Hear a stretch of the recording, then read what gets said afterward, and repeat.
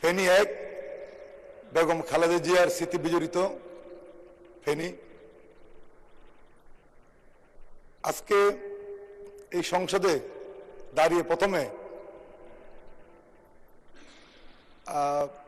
বক্তব্য দিতে যে আনন্দ লাগছে তার চেয়ে বেশি কষ্ট লাগছে যে দেশটি বেগম খালেদা জিয়া বিহীন এই সংসদ। আমি সকলের নিকট আমাদের নেত্রীর জন্য দোয়া চাইব যাতে আল্লাহ পাক ওনাকে ব্যস্ত নসিব করেন। ফেনী এক বেগম খালেদা জিয়ার নির্বাচনী এলাকা, শুধু ওনার নির্বাচনী এলাকা হওয়ার কারণে বিগত যে 16 বৎসর এই অবৈধ শেখ হাসিনা সরকার তারা এই ফেনীতে কোনো উন্নয়ন করেন নাই।